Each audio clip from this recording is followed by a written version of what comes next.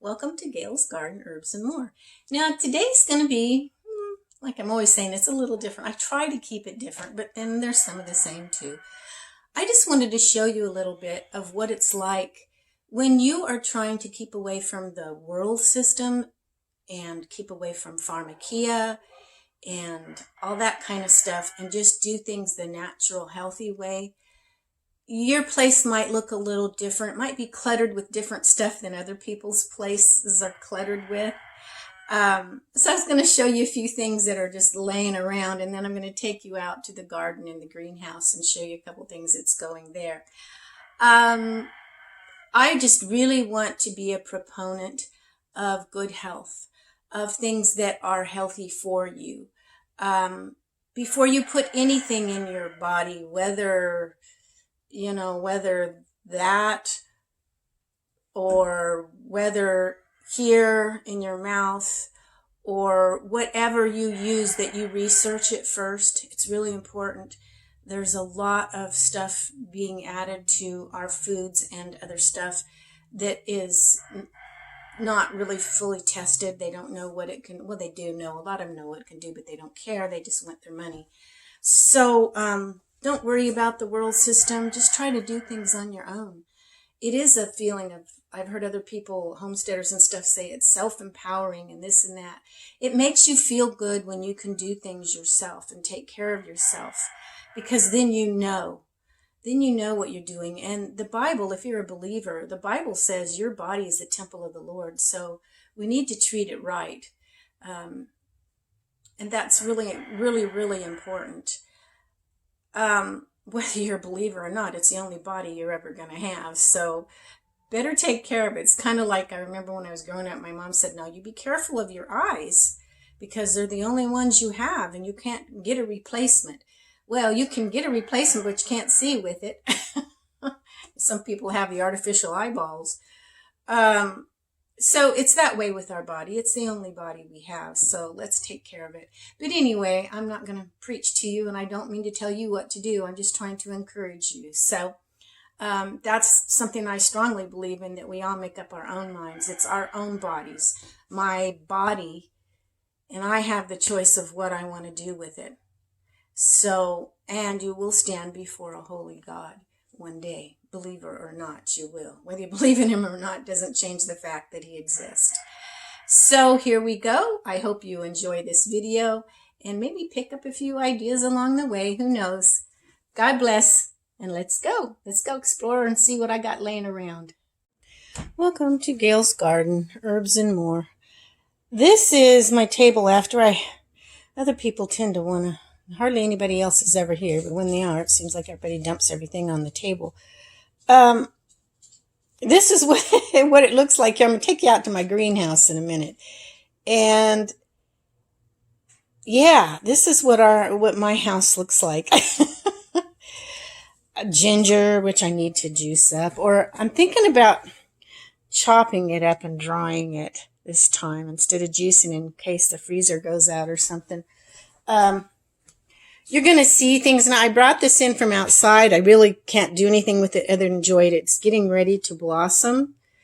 And it's supposed to be a Christmas cactus, but this one's a Thanksgiving cactus because it always blooms around Thanksgiving. Down here are some dried strawberry leaves. I just laid there because I had a bunch of stuff going. And they're pretty dry now, so I can set them aside. I need to make some more dried greens. I used all my greens to eat this morning because I can't eat meat right now. My stomach won't let me. And I went through a few days of really nothing but liquids, and I'm starting to eat a little bit. But today what I ate was I sliced up a little tiny bit of butter at the bottom of my little pan, and little casserole pan, and I layered some zucchini, some cheese, and all kinds of different leafy greens. And then I made like a cream soup base that I have that doesn't have any real meat in it. It's just tastes like chicken soup if you were to just drink it as a soup. But I made some of that up thick and poured over it. And it baked it, and it was really good. I can't eat a whole lot at a time. But this is echinacea that I had picked and laid here to dry. So I need to put that up. Of course, some drying sheets, some stuff that I took off the dryer. More stuff that's dried I got to do something with. A pen because I'm often sitting here taking notes or writing things down. And of course, I have a cup of coffee often when I'm doing stuff like that. So, I mean, yeah. And then if you look over at my board where I do some things, there's pomegranates there and green tomatoes ripening from the garden over there. And, yeah, it's kind of crazy. But let's go on out to the greenhouse.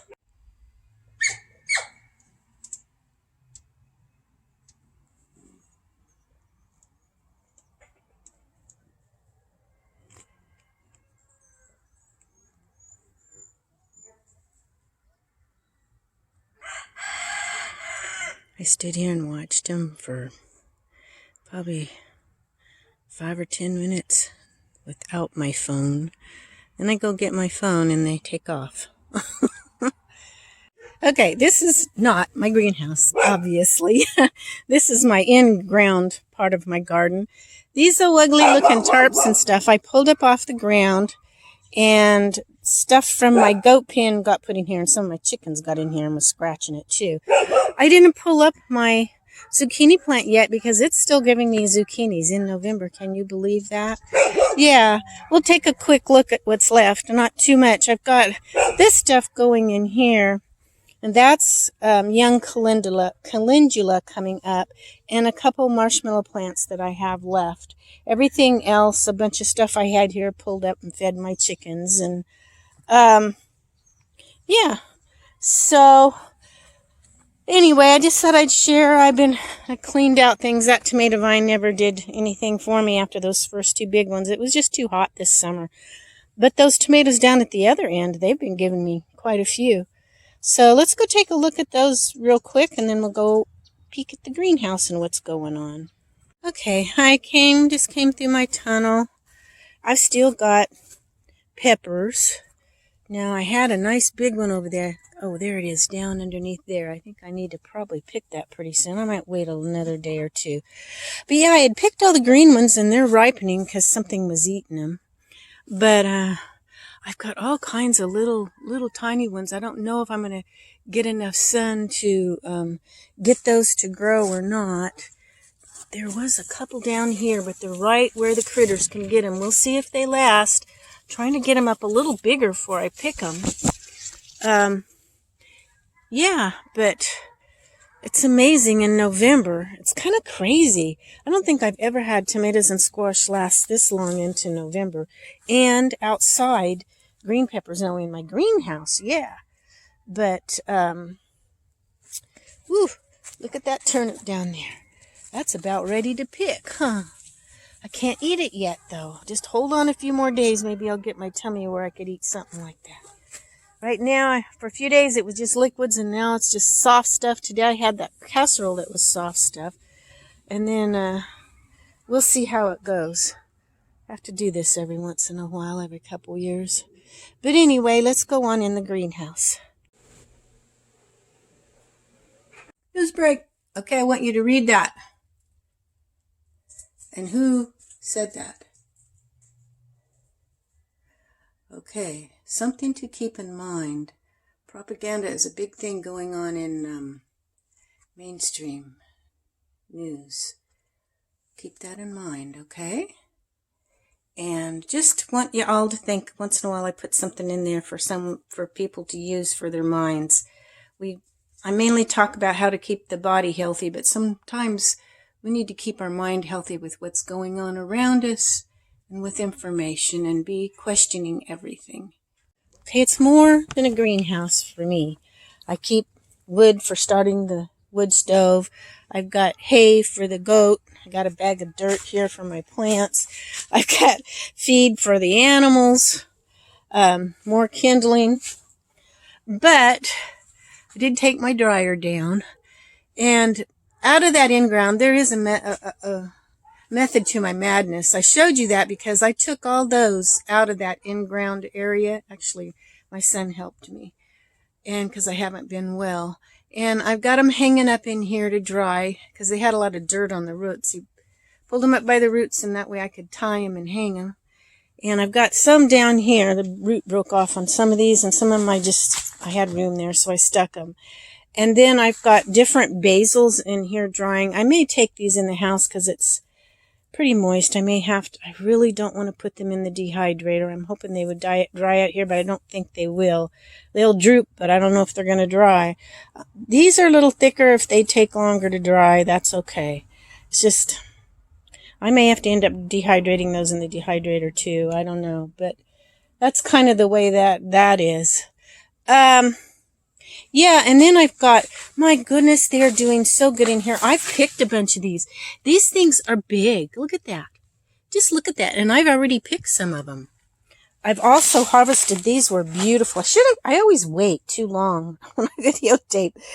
I had beautiful blooms, and then I cut them all off. Well, you can see, look at all these blooms, the blossoms on here. Now, when I made my casserole today, I took off those little flowers and put them in my casserole too. And then down there, those babies from my video about marshmallow that were growing off the marshmallow plant. And then I've got stuff stored, my tool and different things down there.